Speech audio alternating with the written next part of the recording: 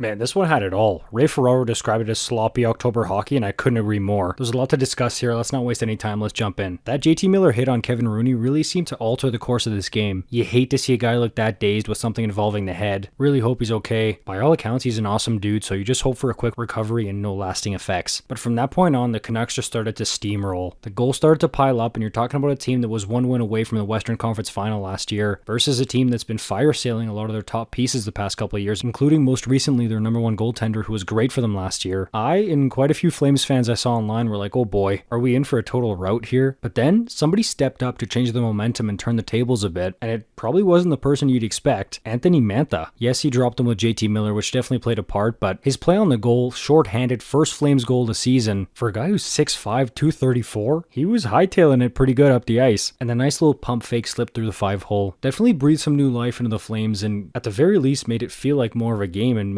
they scored a fourth one. At this point, with Besser already having two before the end of the first period, it was definitely reminiscent of last year, the Oilers being in Vancouver for the home opener, getting pumped and Besser filling the score sheet. But then in the second, Rasmus Andersson rips one bar down, and does he stare down a fan afterwards? Then it's like, alright, we might have a game here again, but in order for it to be that for the Flames, they've got to get another one either before the end of the second or early in the third. And just 2.5 minutes into the third, Martin Pospisil does just that. Then a guy who's quickly become one of the biggest fan favorites in Calgary. Flames fans love him, and he plays in all situations, scored 20 goals last year. He's, I think, the number one defenseman on this team, although I've had some Flames fans debate that it's Rasmus Andersson, and I can definitely see that argument. He wires one through traffic from distance, posting in. All of a sudden, I was sitting there shocked. I'm sure I wasn't the only one. We're tied, and we got a brand new game. Then, not long after that, out of all the guys, Jonathan Huberdeau bangs home the loose change to give the Flames a 5-4 lead, leaving the fans in Vancouver pretty stunned. But then, what cinema this sequence was, I gotta break it down from the top. Less than 2 minutes to go, Backlund's at center ice, looking to end this one by putting the empty net, but just one problem. Quinn Hughes is doing his best 2011 Roberto Luongo impression. Side note, I know people like to talk about Game 7, but he was unreal that year. Hughes makes the stop, curls back around with the puck, and you can see the wheels turning, he's assessing, and bang. All of a sudden, Miller's got a step and basically needs to make good on this opportunity. It's a pretty high pressure situation, and out of all the most rock star things you could do in this position, JT Miller went Mick Jagger with this. He's done it before, but that doesn't make it any less epic. He basically had to place this thing perfectly, like right in this nook of the net, and he was just clinical. Rogers Arena goes bananas, we're headed for overtime. What more could you ask for from, again, like Ray Ferraro said, sloppy October hockey? Then in OT, in a game this good, you just knew it couldn't end with a garbage goal or a weird bounce. You had a feeling it was going to be a beauty, and because of that, I'm not surprised it was Connor Zary. Slips around Hronik not once but twice before getting it past Shilovs. An entertaining end to a super entertaining game. It was wild. I love hockey, man. It just rules. If you're a Canuck fan, I don't think this is anything to worry about. Again, it's the beginning of the season. Kinks are being ironed out. Lots of new faces. I think they're going to be fine. Let's enjoy this high event hockey because things do tend to tighten up as the season goes along. That was awesome. Give me your thoughts on it. Thank you so much for watching. If you're new here, please consider subscribing. I'll see you in the next one.